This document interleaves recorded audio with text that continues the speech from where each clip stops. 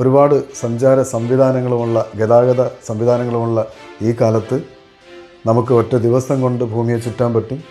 ഒരുപക്ഷെ നിങ്ങളൊരു ബഹിരാകാശ സഞ്ചാരിയാണെങ്കിൽ വെറും 1.5 മണിക്കൂറിൽ 90 മിനിറ്റിൽ ഭൂമിയെ ചുറ്റുന്നുണ്ട്. 150 വർഷങ്ങൾക്ക് മുമ്പ് ഭൂമിയെ ചുറ്റാൻ 80 ദിവസം എന്നത് അത്ഭുതകരമായിരുന്ന ഒരു കാലത്ത് ആ ഭൂമി ചുറ്റി വന്ന ഒരാളുടെ കഥയാണ് Jules Verne around the world in 80 days എന്ന നോവലിൽ രേഖപ്പെടുത്തുന്നത്.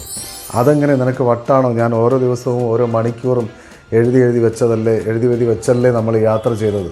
നിനക്ക് വട്ട് പിടിച്ചോ? നിനക്ക് സ്ഥലകാലബോധം നഷ്ടപ്പെട്ടോ എന്നൊക്കെ ഫിലിയാസ് ഫോഗ് ചോദിക്കുന്നു. പാസിപ്പോർട്ടോട്ട് പിന്നെ ഒന്നും സംസാരിക്കാൻ നിൽക്കുന്നില്ല. രണ്ടുപേരെയും വലിച്ചെടുത്തുകൊണ്ട് നേരെ റിഫോംസ് ക്ലബ്ബിലേക്ക് പോകുന്നു. അവിടെ എത്തുമ്പോഴാണ് അറിയുന്നത് ഇവർ 80ാമത്തെ ദിവസം തിരിച്ചെത്തിയിരിക്കുന്നു. 360 ഡിഗ്രിയാണ് ഭൂമിയുടെ ചുറ്റളവ്. ആ ഓരോ ഡിഗ്രി അയാൾ കടന്നു പോകുമ്പോഴും 4 മിനിറ്റ് വീതം ലാഭിക്കുന്നു.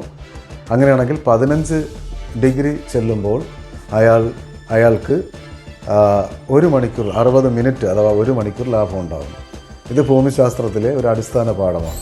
നോക്കൂ, ഈ ഒരു ഭൂമിശാസ്ത്രത്തിൻ്റെ സൗജന്യം കൂടിക്കൊണ്ടാണ്, അതിൻ്റെ ഒരു ഗുണം കൂടി ആസ്വദിച്ചുകൊണ്ടാണ് ഫിലിയാസ് ഫോഗ് ഈ യാത്ര 80 ദിവസത്തിൽ കംപ്ലീറ്റ് ചെയ്യുന്നത്.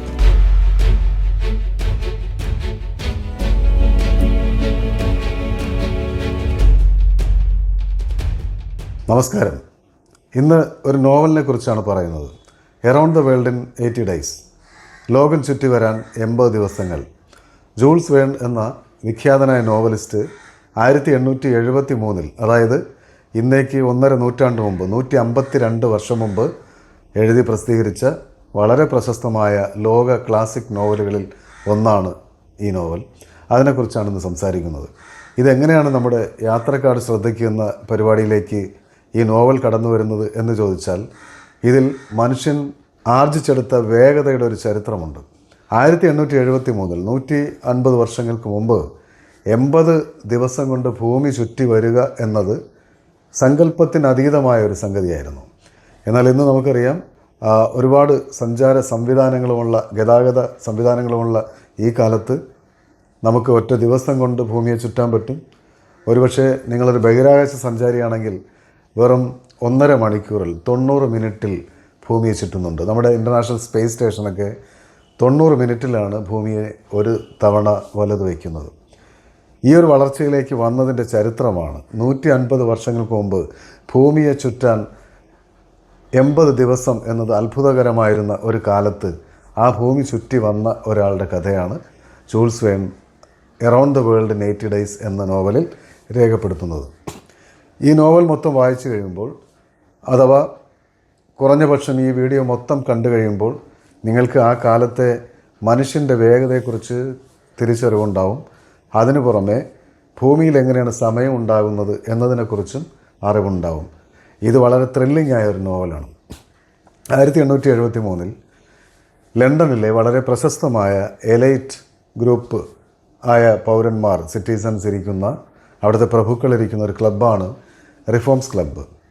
അവിടെ ഫിലിയാസ് ഫോഗ് എന്ന ഈ നോവലിലെ മുഖ്യ കഥാപാത്രം അദ്ദേഹത്തിൻ്റെ സുഹൃത്തുക്കളോടൊപ്പം സമയം ചെലവഴിക്കുന്നതിനിടയിൽ അവർ തമ്മിലൊരു തർക്കം ഉണ്ടാകുന്നു. അന്ന് രാവിലെ പത്രത്തിൽ വന്ന ഒരു വാർത്തയാണ് ആ തർക്കത്തിന് കാരണമാകുന്നത്.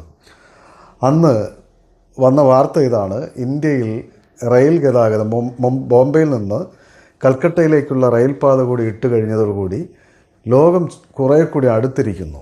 ഇതിനും പുറമെ 1863 നമ്മുടെ വൻകരകളെ തമ്മിൽ ചേർത്തുകൊണ്ട് സൂയസ് കനാൽ, ചെങ്കടലിനെയും മെഡിറ്ററേനിയൻ കടലിനെയും തമ്മിൽ ബന്ധിപ്പിച്ചുകൊണ്ട് സൂയസ് കനാലും തുറന്നിരിക്കുന്നു. ഇനി ലോകം ചുറ്റി വരാൻ പഴയ പോലെ പ്രയാസമൊന്നുമില്ല എന്ന് ഫിലിയാസ് ഫോഗ് വാദിക്കുന്നു. അപ്പോൾ അയാളുടെ കൂട്ടുകാർ പറയുന്നത് അങ്ങനെയൊന്നും പറ്റത്തില്ല, അതൊന്നും സാധ്യമല്ല. അപ്പോൾ ഫിലിയാസ് ഫോഗ് വളരെ വ്യക്തമായി പറഞ്ഞുകൊണ്ട് അയാൾ പറയുന്നു, നിങ്ങൾ തർക്കിക്കുകയാണെങ്കിൽ 80 ദിവസം കൊണ്ട് എനിക്ക് ഭൂമി ചുറ്റി വരാൻ കഴിയും എന്ന് പറയുന്നു. അങ്ങനെ അതൊരു പന്തായത്തിലെത്തുന്നു. ഫിലിയാസ് ഫോഗ് ഒരു പ്രത്യേക സ്വഭാവക്കാരനാണ്, വളരെ കൃത്യനിഷ്ഠ പാലിക്കുന്ന ഒരാളാണ്. അയാളോടൊപ്പം നിൽക്കുന്ന ഭൃത്യന്മാർ ഉൾപ്പെടെ ആ സമയം പാലിക്കണമെന്ന് നിഷ്കർഷിക്കുന്ന ഒരാളാണ്. അന്നത്തെ ആ ദിവസം തൻ്റെ ഷേവ് ചെയ്യാനുള്ള വെള്ളത്തിന് 1 ഡിഗ്രിയോ മറ്റോ ചൂട് കുറഞ്ഞു എന്ന കാരണത്താൽ അന്നത്തെ ഭൃത്യനെ പിരിച്ചു വിട്ടിട്ട് വന്ന ആളാണ്. ആ ദിവസം തന്നെ പാസി പോർട്ട് ഔട്ട് എന്ന് പറയുന്ന പുതിയൊരു ഭൃത്യൻ, അയാളാണെങ്കിൽ ഇതുപോലൊരു യജമാനെ കാത്തിരുന്ന ആൾ എന്ന് വേണമെങ്കിൽ പറയാം, അങ്ങനെ അയാൾ ഭൃത്യനായിട്ട് നിയമിച്ചിട്ട് അന്ന് വൈകുന്നേരമാണ്, അയാൾക്ക് വളരെ കൃത്യനിഷ്ഠമുള്ള ആളാണ്, 8 മണി മുതൽ 9 മണി വരെ ഞാൻ ഇന്നതായിരിക്കും, ഇത്ര മണിക്ക് ഷേവ് ചെയ്യും, ഇത്ര മണിക്ക് കിടക്കും, ഇത്ര മണിക്ക് ബ്രേക്ക്ഫാസ്റ്റ് കഴിക്കും, ഇത്ര മണിക്കാണ് ഡിന്നർ, ഇങ്ങനെ വളരെ പ്ലാൻ ചെയ്ത് ജീവിക്കുന്ന ഒരു യന്ത്ര മനുഷ്യനാണ് ഫിലിയാസ് ഫോഗ്. അയാളാണ് തർക്കിക്കുന്നത്. അയാൾക്ക് ഒരുപാട് ന്യായങ്ങളുണ്ട്. ആ ദിവസം ലണ്ടനിലെ ഒരു ബാങ്ക് കൊള്ളയടിക്കപ്പെടുന്നുണ്ട്. അതിൻ്റെ വാർത്തയൊക്കെ സംസാരിക്കുന്നതിനിടയിലാണ് ഇങ്ങനൊരു തർക്കത്തിലേക്ക് പോകുന്നതും അവസാനം ഫിലിയാസ് ഫോഗ് പറയുന്നു, അവരുടെ ബാക്കി ഗ്രൂപ്പുമായിട്ട് അയാൾ ഇങ്ങനെയാണ് പന്തായത്തിൽ ഏർപ്പെടുന്നത്, 20,000 പൗണ്ട് ഞാൻ 80 ദിവസം കൊണ്ട് ഭൂമി ചുറ്റി വന്നാൽ 20,000 പൗണ്ട് തരാൻ ഞാൻ തയ്യാറാണ്. അത് ഇന്നത്തെ എമൗണ്ട് നോക്കിയാൽ ഏകദേശം 23 കോടി രൂപ ഉണ്ടാവും. അത്രയും തുക അയാളുടെ അത്രയും നാളത്തെ സമ്പാദ്യം വെച്ച് അയാൾ പന്തായം ചെയ്യുന്നു. അയാളുടെ കൂടെയുള്ളവരും ആ പന്തായത്തിൽ ഏർപ്പെടുന്നു. അങ്ങനെ ആ ദിവസം തന്നെ 1872 ഒക്ടോബർ 2 ഫിലിയാസ് ഫോഗ് തൻ്റെ ഭൃത്യനായ പാസി പോർട്ട് ഔട്ടുമായി യാത്ര ആരംഭിക്കുകയാണ്. അയാൾ തിരിച്ചെത്തേണ്ടത് 80ാമത്തെ ദിവസം ഡിസംബർ 21.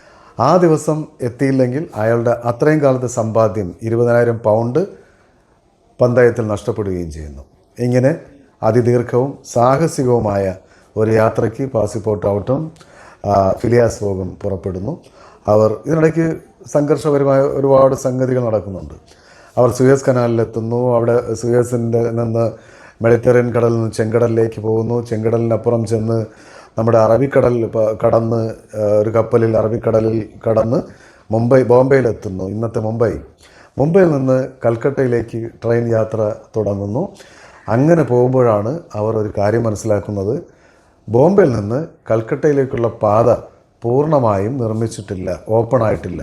ഇതെങ്ങനെയോ ലണ്ടനിലെ ആ പത്രം തെറ്റായി റിപ്പോർട്ട് ചെയ്തതാണ് ഈ ബോംബെ കൽക്കട്ട പാത തുറന്നു എന്നുള്ള കാര്യം. അങ്ങനെ വഴിയിലെത്തി ആകെ അവിടെ യാത്ര പ്ലാനെല്ലാം തകർന്നു പോകുന്നു. യഥാർത്ഥത്തിൽ ബോംബെയിൽ എത്തുന്നത് തന്നെ അയാൾക്ക് 2 ദിവസം മുൻകൂട്ടിയാണ് എത്തുന്നത്. ആ ദിവസങ്ങളൊക്കെ വഴിയിൽ നഷ്ടപ്പെടുന്നു. അവസാനം ട്രെയിൻ അവസാനിക്കുന്ന ഒരു സ്ഥലത്ത് ചെന്നിട്ട് അയാൾ ഒരു ആനയെ വാടകയ്ക്കെടുക്കുന്നു. ഇങ്ങനെ പിന്നെ ആനപ്പുറത്തായി സഞ്ചാരം. ആനക്കാരനും പാസി പോർട്ട് ഔട്ടും ഫിലിയാസ് ഫോഗുമായിട്ട് ഇങ്ങനെ കൽക്കട്ടയിലേക്കുള്ള യാത്ര ഇങ്ങനെ തുടരുകയാണ്. ആ പോകുന്നതിനിടയിൽ അവിടെ പല ഭൂപ്രദേശങ്ങളിൽ സഞ്ചരിച്ചു പോവുകയാണ്. അങ്ങനെ പോകുന്നതിനിടയിൽ അവിടെ സതി അനുഷ്ഠിക്കാൻ വേണ്ടി ഒരു ബ്രാഹ്മണ സ്ത്രീയെ സതി അനുഷ്ഠിക്കാൻ വേണ്ടി അവരുടെ വീട്ടുകാർ കൊണ്ടുപോകുന്നു. ചിതയിൽ കത്തിക്കാനുള്ള പ്ലാൻ. അങ്ങനെ പോകുമ്പോൾ വലിയൊരു സമൂഹം, സതി അനുഷ്ഠാനത്തിൻ്റെ റിച്വൽസൊക്കെ നിങ്ങൾ വായിച്ചാൽ മനസ്സിലാവും. ഇങ്ങനെ കൊണ്ടുപോകുന്ന വലിയ ചെണ്ടകൊട്ടും ബഹളമൊക്കെ ആക്കി, അതുപോലെ കറുപ്പൊക്കെ തീറ്റിച്ച് ഒരുതരം വിഭ്രാന്തി പിടിച്ച അവസ്ഥയിലാണ് ഈ സ്ത്രീയെ കൊണ്ടുപോകുന്നത്. അവിടെ ചെല്ലുമ്പോൾ ഈ ചിതയിലെ അടുത്ത് നിന്ന് പാസി പോർട്ട് ഔട്ടും ഫിലിയാസ് ഫോഗും ചേർന്നിട്ട് അതിസാഹസികമായി ഈ സ്ത്രീയെ രക്ഷപ്പെടുത്തുന്നു. അവരുടെ പേര് ഔദ എന്നാണ്. ഇങ്ങനെ അവരെയും കൊണ്ട് കൽക്കട്ടയിലേക്ക് വരുന്നു. കൽക്കട്ടയിൽ നിന്ന് പിന്നെ കുറച്ച് ദൂരം വീണ്ടും ട്രെയിനിൽ സഞ്ചരിച്ച് കൽക്കട്ടയിലെത്തുന്നു. കൽക്കട്ടയിൽ നിന്ന് പിന്നെ സിംഗപ്പൂരിൽ നിന്ന് മറ്റൊരു കപ്പലിൽ ഹോങ്കോങ്ങിൽ നിന്ന് യോക്കോഹാമയിൽ നിന്ന് പസഫിക് സമുദ്രം ക്രോസ് ചെയ്ത് സാൻ ഫ്രാൻസിസ്കോ, അമേരിക്കയുടെ പടിഞ്ഞാറൻ തീര നഗരമായ സാൻ ഫ്രാൻസിസ്കോയിലെത്തുന്നു. സാൻ ഫ്രാൻസിസ്കോ കഴിഞ്ഞിട്ട് പിന്നെ അതിസാഹസികമായ യാത്രയാണ്. അവിടെ നിന്ന് ന്യൂയോർക്കിലേക്കുള്ള യാത്ര എന്ന് പറയുന്നത് അതിഭീകരവും സാഹസികവുമാണ്. ഒരുപാട് കാലാവസ്ഥാ മേഖലകൾ, ഇതിനിടയ്ക്ക് സ്ലെഡ്ജിൽ യാത്ര ചെയ്യുന്നു, ഇതിനിടയ്ക്ക് കൊള്ളക്കാർ ട്രെയിൻ ആക്രമിക്കുന്നു. അങ്ങനെയെല്ലാം കഴിഞ്ഞ് അവസാനം അയാൾ ന്യൂയോർക്കിലെത്തുന്നു. ന്യൂയോർക്കിൽ നിന്ന് ചൈന എന്ന പേരുള്ള ഒരു കപ്പലിലാണ് പിന്നീട് ലണ്ടനിലേക്കുള്ള യാത്ര. ഈ യാത്രയിലാണ് അവസാനം ഇന്ധനം തീരുന്നു. ഇയാൾ കുറേ പണം കപ്പലിൻ്റെ ക്യാപ്റ്റന് കൊടുക്കുന്നു, എത്രയും വേഗം എത്തിക്കണമെന്ന് പറഞ്ഞിട്ട്. എന്നാൽ അയാൾക്ക് മത്സരത്തിൽ ഏർപ്പെടുന്ന ആളല്ലല്ലോ. അയാളുടെ നോർമൽ വേഗതയിൽ കപ്പൽ ഓടിക്കുന്നു. അങ്ങനെ പോകുന്നതിനിടയിൽ അവസാനം കൽക്കരി തീരുന്നു. അവസാനം കപ്പലിനെ തന്നെ നമ്മുടെ ഫിലിയാസ് ഫോഗ് വിലക്കെടുക്കുന്നു. എന്നിട്ട് ആ കപ്പലിൻ്റെ പലകകൾ തന്നെ ഇളക്കി കത്തിച്ച് കപ്പലോടിക്കുന്നു. അവസാനം ലണ്ടൻ നഗരത്തിൽ എത്തിച്ചേരുന്നു. ഈ ലണ്ടൻ നഗരത്തിൽ എത്തിച്ചേരുന്നത് 81ാമത്തെ ദിവസമാണ്. അതായത് ഫിലിയാസ് ഫോഗ് ഇത്രയും വലിയ ശ്രമങ്ങളൊക്കെ നടത്തിയിട്ടും ഇത്രയും സാഹസികത ചെയ്തിട്ടും അയാൾ ഭൂമി ചുറ്റി വന്നപ്പോഴത്തേക്കും ഒരു ദിവസം കൂടുതലായിപ്പോയി. 81 ദിവസമായി. 80 ദിവസത്തിലാണ് കരാർ അവസാനിക്കുന്നത്. അയാൾക്ക് പന്തായം നഷ്ടപ്പെട്ടിരിക്കും. ഈ സമയം അയാളുടെ ഒപ്പം ഔദ എന്ന സ്ത്രീയെ കൂടി, ഈ നമ്മൾ സതിയിൽ നിന്ന് രക്ഷപ്പെടുത്തിയ ഔദയെ കൂടി ഇവർ ഒപ്പം കൂട്ടുകയാണ്. ഇവർ തമ്മിൽ പ്രണയിക്കുന്നു. അവളെ കല്യാണം കഴിക്കാനായി പ്ലാൻ ചെയ്യുന്നുണ്ട്. Around the world in 80 days എന്ന ഈ നോവലിനെ ത്രില്ലിംഗ് ആക്കുന്നത് മറ്റൊരു കഥാപാത്രം കൂടി കടന്നു വന്നിട്ടാണ്. അയാളുടെ പേര് ഡിറ്റക്റ്റീവ് ഫോക്സ് എന്നാണ്. ഞാൻ ആദ്യം പറഞ്ഞു, ലണ്ടൻ നഗരത്തിൽ ഒരു ബാങ്ക് കൊള്ള നടന്നിരിക്കുന്നു. ആ ദിവസം തന്നെയാണ് ഫിലിയാസ് ഫോഗ് ഈ തർക്കം ഉന്നയിച്ചിട്ട് ലോകം ചുറ്റാൻ ഇറങ്ങി പുറപ്പെടുന്നത്. അപ്പോൾ പോലീസിന് ഇങ്ങനൊരു സംശയം വരുന്നു, ഇയാൾ ഈ കൊള്ളയടിച്ചിട്ട് ഇത്രയും പണവും കൊണ്ട് നാട് വിട്ട് ഇന്ത്യയിലേക്ക് മറ്റോ പോവുകയാണ് എന്നുള്ള ധാരണയിൽ ഡിറ്റക്റ്റീവ് ഫോക്സും ഇയാളുടെ ഒപ്പം കൂടുന്നു. ഇയാളെ അറസ്റ്റ് ചെയ്യാൻ പല സ്ഥലത്തും ശ്രമിക്കുന്നു. നമ്മുടെ പാസ്പോർട്ട് ഔട്ടിൻ്റെ സഹായം തേടുന്നു. അയാളെ സ്വാധീനിക്കാൻ ശ്രമിക്കുന്നു. പക്ഷേ ഈ ഭൃത്യൻ അങ്ങനെയൊന്നും വഴങ്ങുന്ന ആളല്ല. അങ്ങനെ അയാളുടെ ഇടപെടലുകളും കൂടി ഈ നോവലിനെ ഭയങ്കര ത്രില്ലിംഗ് ആക്കുന്നുണ്ട്. അവസാനം ഔദയുമായി 81ാമത്തെ ദിവസം ലണ്ടനിലെത്തി. ആകെ നിരാശനായി തൻ്റെ അതുവരെയുള്ള എല്ലാ സമ്പാദ്യവും നഷ്ടപ്പെട്ട് ഫിലിയാസ് ഫോഗ് ഇരിക്കുകയാണ്. പക്ഷേ ഇനിയിപ്പോൾ മറ്റൊന്നും ചെയ്യാനില്ല. ആകെയുള്ളത് കിട്ടിയ സമ്പാദ്യം എന്ന് പറയുന്നത് ഔദ എന്ന് പറയുന്ന ഈ സ്ത്രീയാണ്. അവളെ കല്യാണം കഴിക്കണം, നാളെ കല്യാണം കഴിക്കണം എന്ന് വിചാരിച്ചിട്ട് അയാളിരിക്കുന്നു. അങ്ങനെ ഭൃത്യനോട് പള്ളിയിൽ ചെന്ന് ചർച്ചിൽ പോയി പറയണം, നാളെ കല്യാണത്തിനുള്ള ഏർപ്പാടുകൾ ചെയ്യണമെന്ന് പറയുന്നു. പാസ്പോർട്ട് ഔട്ട് കേട്ടപാടെ ഓടി പള്ളിയിലെത്തുന്നു. പള്ളിയിലെത്തിയിട്ട് പറയുന്നു, എനിക്ക് നാളെ കല്യാണത്തിനുള്ള ഏർപ്പാട് ചെയ്യണം എന്ന് പറയുന്നു. നാളെ തിങ്കളാഴ്ചയാണെന്നാണ് ധാരണ. പോയ വേഗത്തിൽ തന്നെ പാസ്പോർട്ട് ഔട്ട് തിരിച്ച് ഫിലിയാസ് ഫോഗിൻ്റെ അടുത്തെത്തി പറയുന്നു, നാളെ കല്യാണം നടക്കില്ല. കാര്യം എന്താണ്? ഇയാൾ എന്താണ് കാര്യം, എന്താണ് പ്രശ്നമെന്ന് ചോദിക്കുന്നു. നാളെ തിങ്കളല്ല, നാളെ ഞായറാഴ്ചയാണ് എന്ന് പറയുന്നു. അതെങ്ങനെ, നിനക്ക് വട്ടാണോ? ഞാൻ ഓരോ ദിവസവും ഓരോ മണിക്കൂറും എഴുതി വെച്ചല്ലേ നമ്മൾ യാത്ര ചെയ്തത്. നിനക്ക് വട്ട് പിടിച്ചോ? നിനക്ക് സ്ഥലകാല ബോധം നഷ്ടപ്പെട്ടോ എന്നൊക്കെ ഫിലിയാസ് ഫോഗ് ചോദിക്കുന്നു. പാസ്പോർട്ട് ഔട്ട് പിന്നെ ഒന്നും സംസാരിക്കാൻ നിൽക്കുന്നില്ല. രണ്ടുപേരെയും വലിച്ചെടുത്തുകൊണ്ട് നേരെ റിഫോംസ് ക്ലബ്ബിലേക്ക് പോകുന്നു. അവിടെ എത്തുമ്പോഴാണ് അറിയുന്നത് ഇവർ 80ാമത്തെ ദിവസം തിരിച്ചെത്തിയിരിക്കുന്നു. അന്ന് അയാൾ പറയുന്നു, നാളെ ഞായറാഴ്ചയാണ്, നാളെ തിങ്കളല്ല ഞായറാണ്. എവിടെയോ കണക്ക് തെറ്റി. നാളെ നമ്മൾ 80ാമത്തെ ദിവസം തിരിച്ചെത്തിയിരിക്കുന്നു. തിരികെ വന്ന് ഇയാൾ സമ്മാനം നേടുന്നു. ഇങ്ങനെയാണ് നോവൽ ഒരുപക്ഷെ ലോകത്തിൽ ഇപ്പോഴും വായിക്കുന്ന ഒരുപാട് സിനിമകളുണ്ടായിട്ടുള്ള ഏറ്റവും ത്രില്ലിംഗ് ആയ ഈ നോവൽ അവസാനിക്കുന്നത് ഫിലിയാസ് ഫോഗ് ഈ സമ്മാനം നേടിക്കൊണ്ടാണ്. എങ്ങനെയാണ് 81 ദിവസം യാത്ര ചെയ്ത ഒരാൾ 80ാമത്തെ ദിവസം തിരിച്ചെത്തുന്നത്? ഇവിടെയാണ് ഭൂമിശാസ്ത്രത്തിലെ ചെറിയ കണക്കുകൾ നമ്മെ മനസ്സിലാക്കേണ്ടത്. നമുക്കറിയാം, ഭൂമി കറങ്ങുന്നത് വെസ്റ്റിൽ നിന്ന് ഈസ്റ്റിലോട്ടാണ്. അതുകൊണ്ടാണ് നമുക്ക് ഈസ്റ്റിൽ സൂര്യൻ ഉദിക്കുന്നത് കാണുന്നത്, കിഴക്ക് സൂര്യൻ ഉദിക്കുന്നത് കാണുന്നത്. അപ്പോൾ വെസ്റ്റിൽ നിന്ന് ഈസ്റ്റിലേക്ക് ഒരാൾ സഞ്ചരിക്കുമ്പോൾ അയാൾ സമയത്തിനെതിരെയാണ് സഞ്ചരിക്കുന്നത്, ഉദയത്തിനെതിരെ സഞ്ചരിക്കും. അങ്ങനെ സഞ്ചരിക്കുന്ന ഒരാൾക്ക് ഓരോ 1 ഡിഗ്രി അയാൾ, ഭൂമി നമുക്കറിയാം ഒരു ഗോളമാണ്, 360 ഡിഗ്രിയാണ് ഭൂമിയുടെ ചുറ്റളവ്. ആ ഓരോ ഡിഗ്രി അയാൾ കടന്നു പോകുമ്പോഴും 4 മിനിറ്റ് വീതം ലാഭിക്കുന്നു.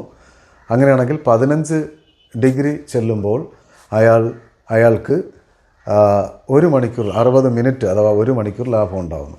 ഇത് ഭൂമിശാസ്ത്രത്തിലെ ഒരു അടിസ്ഥാന പാഠമാണ്. അങ്ങനെയാണെങ്കിൽ ഇയാൾ ഒരു 180 ഡിഗ്രി ചെല്ലുമ്പോൾ 12 മണിക്കൂറും 360 ഡിഗ്രി ചുറ്റുമ്പോൾ കൃത്യം ഒരു ദിവസവും ലാഭിക്കും. നമ്മുടെ 180 ഡിഗ്രി ഈസ്റ്റ് എത്തുമ്പോൾ അല്ലെങ്കിൽ 180 ഡിഗ്രി വെസ്റ്റ് എത്തുമ്പോൾ നമ്മളെത്തുന്ന ഭൂഗോളത്തിൽ നമ്മൾ കാണുന്ന ഒരു രേഖയാണ്. അതിൻ്റെ ഗ്രാഫിക്സ് നിങ്ങൾക്ക് ഇവിടെ കാണാം. ആ രേഖയുടെ പേരാണ് ഇൻ്റർനാഷണൽ ഡേറ്റ് ലൈൻ, മലയാളത്തിൽ അന്താരാഷ്ട്ര ദിനാങ്ക രേഖ എന്ന് പറയും. ഈ രേഖയെ വെസ്റ്റിൽ നിന്ന് ഈസ്റ്റിലേക്ക് ക്രോസ് ചെയ്യുന്ന ഒരു കപ്പൽ അല്ലെങ്കിൽ ഒരു വിമാനം അല്ലെങ്കിൽ ഒരു ഓടവള്ളത്തിൽ ആ രേഖ കടന്നുപോയാൽ അയാൾ സഞ്ചരിക്കുന്നത് കാലത്തിനെതിരെയാണ്.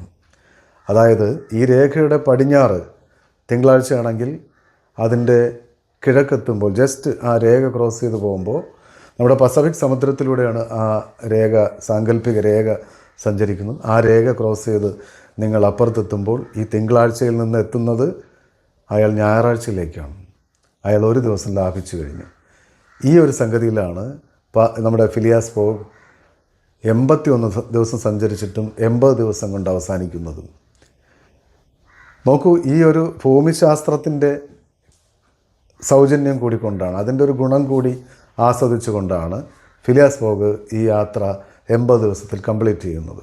ഇയാൾ വെസ്റ്റിൽ നിന്ന് വെസ്റ്റ് വഴിയാണ് കറങ്ങിയിരുന്നെങ്കിൽ, ഈ യാത്രയുടെ റിവേഴ്സാണ് ചെയ്തിരുന്നെങ്കിൽ, ലണ്ടനിൽ നിന്ന് ന്യൂയോർക്കിലേക്കും അവിടെ നിന്ന് സാൻ ഫ്രാൻസിസ്കോയിലേക്കും പിന്നീട് യോക്കോഹാമയിലേക്കും ഒക്കെ സഞ്ചരിച്ചിരുന്നുവെങ്കിൽ, ഹോങ്കോങ്ങിലേക്കും സിംഗപ്പൂരിലേക്കും കൽക്കട്ടയിലേക്കും അവിടെ നിന്ന് ബോംബെയിലേക്കും പിന്നെ തിരിച്ച് ലണ്ടനിലേക്കും ആണ് സൂയസ് കനാൽ വഴി ലണ്ടനിലേക്കും യൂറോപ്പിലേക്കും എത്തിയിരുന്നെങ്കിൽ ഇയാൾ 81 പകരം 82ാമത്തെ ദിവസമായിരിക്കും യാത്ര കംപ്ലീറ്റ് ചെയ്യുന്നത്. ഇത് ഭൂമിയുടെ ചലനം കൊണ്ടുള്ള ഒരു സഞ്ചാരിക്ക് കിട്ടുന്ന ഗുണമാണ്. ഇങ്ങനെയാണ് ആ നോവൽ. വളരെ ത്രില്ലിങ്ങാണ്. പറ്റുന്നുള്ളവർ അത് വായിക്കുക. അതിൻ്റെ സിനിമയുണ്ട്. സിനിമ കണ്ടാൽ എല്ലാം നിങ്ങൾക്കത് മനസ്സിലാവും. പക്ഷേ നോവൽ മറ്റൊരു അനുഭവമായിരിക്കും തരുന്നത്. സിനിമ നിങ്ങൾക്ക് തരുന്നത് അതിൻ്റെ സംവിധായകൻ്റെ വേർഷനാണെങ്കിൽ, നോവൽ നിങ്ങൾ വായിക്കുമ്പോൾ ആ കാലം നിങ്ങളുടെ മനസ്സിൽ പുനഃസൃഷ്ടിക്കും. ഈ ഒരു കാലഘട്ടത്തിൽ നിന്നാണ് 80 ദിവസം കൊണ്ട് ലോകം ചുറ്റുക എന്നത് അത്യത്ഭുതകരമായ ഒരു കാലഘട്ടത്തിൽ നിന്നാണ് നമ്മൾ ഇന്ന് നിൽക്കുന്ന 21ാം നൂറ്റാണ്ടിൽ നിൽക്കുന്ന മണിക്കൂറുകൾ കൊണ്ട്. ഒരുപക്ഷെ നമ്മുടെ എലോൺ മാസ്കിൻ്റെ ബഹിരാകാശ റോക്കറ്റുകൾ സഞ്ചാരത്തിന് സജ്ജമാകുമ്പോഴേക്കും അരമണിക്കൂർ കൊണ്ട് ഡൽഹിയിൽ നിന്ന് ഓസ്ട്രേലിയയിലേക്കോ അല്ലെങ്കിൽ ഡൽഹിയിൽ നിന്ന് ന്യൂയോർക്കിലേക്കുള്ള ദൂരം അരമണിക്കൂറോ 40 മിനിറ്റോ ഒക്കെ ആയി കുറയുന്ന ഒരു കാലത്തിലാണ് നമ്മൾ നിൽക്കുന്നത്. ഇവിടെ നിന്നിട്ട് 150 വർഷങ്ങൾക്ക് മുമ്പ് നമ്മുടെ പൂർവികർ എങ്ങനെയാണ് ജീവിച്ചത്? നമ്മുടെ പൂർവികരിൽ ഏറ്റവും സൗകര്യമുള്ളവരാണല്ലോ ഈ മനുഷ്യർ, ഈ യാത്ര ചെയ്തവർ. ധനികരായിരുന്നു, എല്ലാ സൗകര്യമുള്ളവരായിരുന്നു. ഈ കാലം എങ്ങനെയായിരുന്നു എന്ന് മനസ്സിലാവും. അതുകൊണ്ടാണ് around the world in 80 days നമ്മുടെ യാത്രക്കാരുടെ ശ്രദ്ധയ്ക്ക് എന്ന ഈ പരിപാടിയിലേക്ക്, ഈ പങ്ക്തിയിലേക്ക് കടന്നു വന്നത്. ഒരിക്കൽ കൂടി എല്ലാവർക്കും നന്ദി. വീണ്ടും ഈ ചാനൽ സബ്സ്ക്രൈബ് ചെയ്യുക, ബെൽ ഐക്കൺ അമർത്തുക. മറ്റൊരു വീഡിയോയുമായി വീണ്ടും കാണാം.